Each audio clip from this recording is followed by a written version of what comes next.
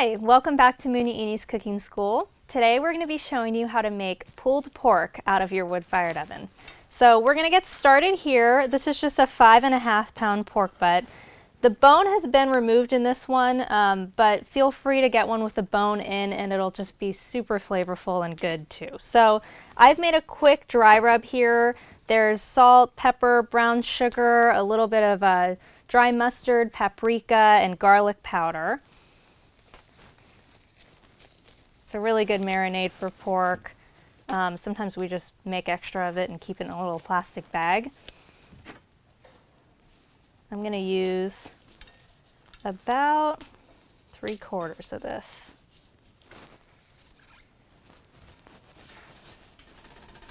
And you want to get a pretty good layer on there. I mean, definitely rub some, but kind of open up that crevice if you have a boneless one. Get it just all over.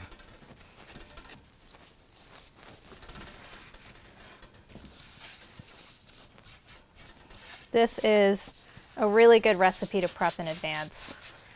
It's just super easy to reheat, very, very flavorful. Obviously serves a pretty large crowd.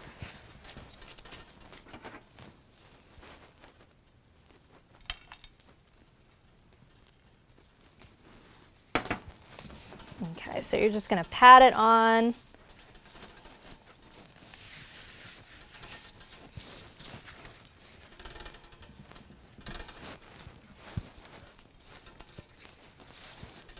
Kind of collect any crevices and pack it in. So this is going to be one of those recipes where it cooks really low and slow. It's another hands-off one. You don't really have to be paying attention to it a lot. You're just kind of maintaining the heat in the oven as it cooks. It's a great thing to do after you've had a pizza party and you want to just cook something in that residual heat, really low and slow. This is a really great recipe to make. So I've got this fully coated in our dry rub. Going to get a little in this crevice here. And now I'm just going to transfer this to our roasting pan. So I have a small roasting pan here. I've lined it with a rack. And I get this right on there.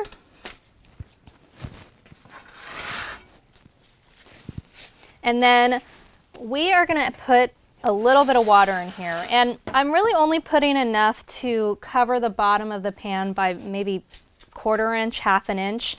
Really what that's going to do is it's going to keep a little bit of moisture in the pan. Since this is in the oven braising for so long, this will render some fat, but the water will kind of create a steam. So we're going to cover this with foil, and that steam will help kind of break the meat down and make it very tender as it cooks for so long. So you can kind of just eyeball it depending on the size of the pan that you have. And then I'm just going to take this and tightly cover it with foil.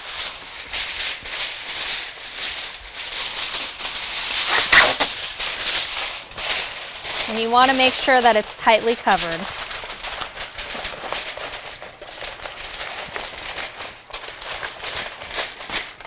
If it's not, that steam will start to escape as it's cooking and the meat can dry out. So make sure it's tightly covered. I usually like to get underneath the handle.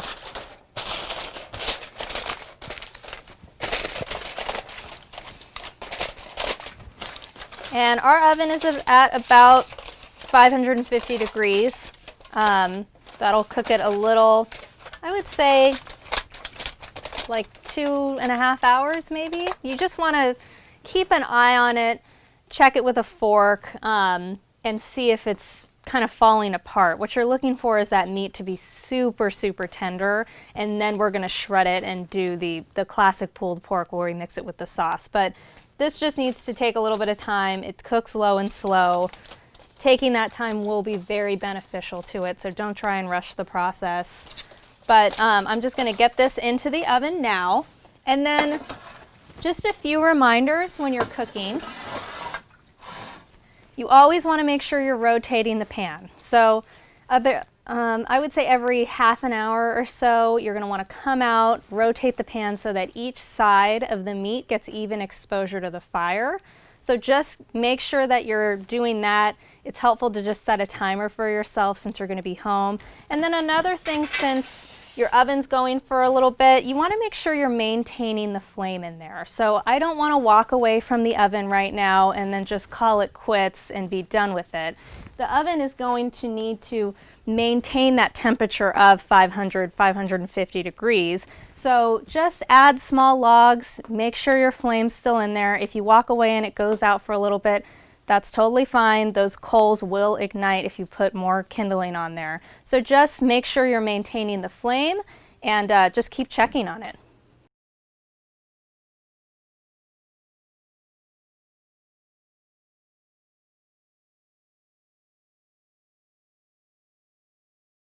So our pork just came out of the oven. I've let it cool for about 15 minutes just so it's cool enough for me to handle.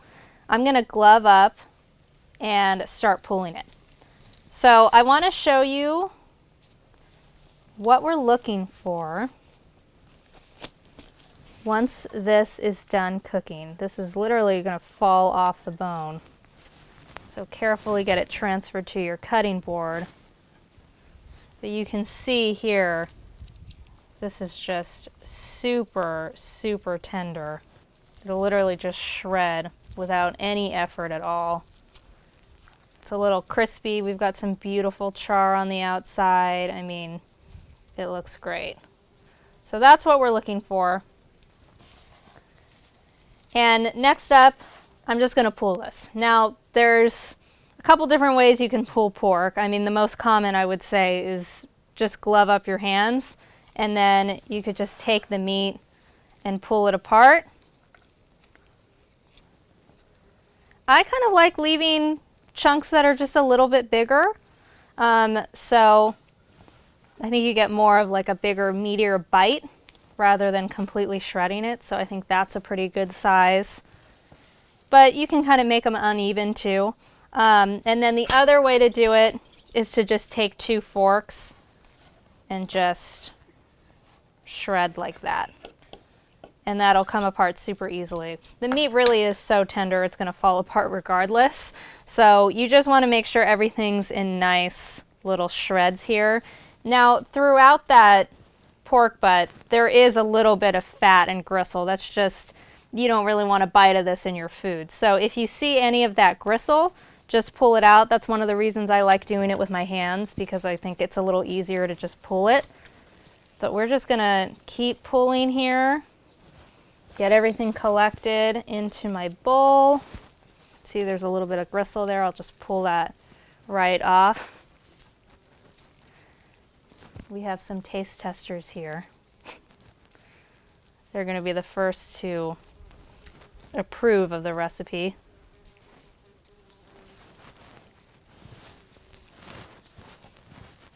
So I love it. I mean, you know, some of this outside part is just really nice and crispy and charred, super flavorful. And then the inside, you just have this really, really tender, tender meat that's just falling apart. But ultimately, I'm going to top it with this barbecue sauce that we have here. So the barbecue sauce is homemade, and we just made it using some apple cider vinegar.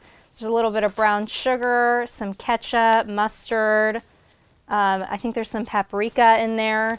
You can find this recipe, all the measurements typed out just on our website, www.mugnaini.com. But it's a pretty simple recipe. You just put this stovetop, or you can put it in the mouth of your oven, and just kind of cook it until the sugar, the brown sugar dissolves, I mean. So again, a little bit of gristle here. And we are ready to put our sauce on. So you can sauce it to your liking. I mean, some people like it a lot more saucy than others.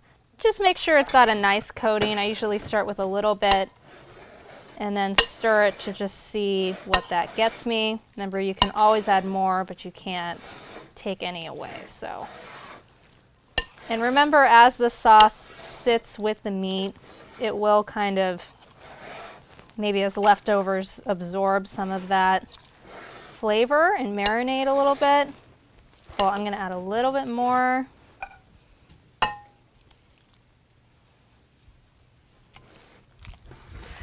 Like I said, I have some taste testers here. Some of you have probably met them before at our cooking school. Miss Ellie and Gemma.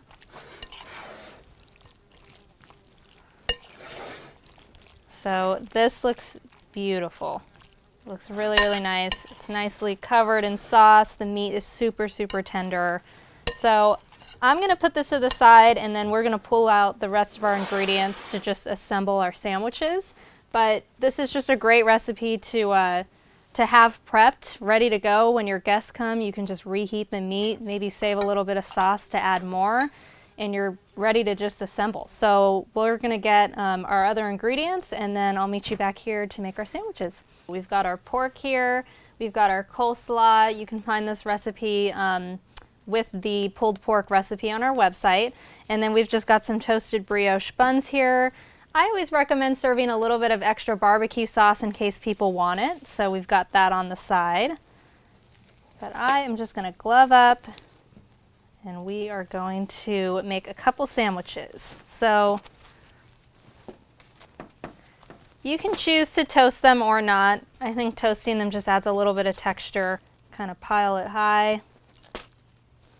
Again, this is great for entertaining. It's great meal prep. It makes really good leftovers. It's just so good out of the oven. It's a really fun way to use a wood-fired oven for just a really great summer all-American dish. All right, so we've got our coleslaw next. Nice and cold. You can prep this in advance. It smells so good out here. All right. So now top these off.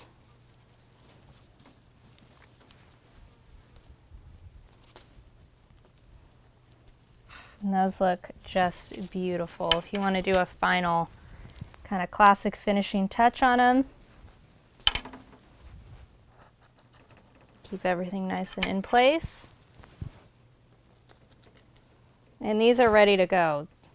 This is really such a great recipe. I cannot recommend it enough. It comes out so good out of a wood-fired oven. So make it for your friends and family today, and enjoy summer.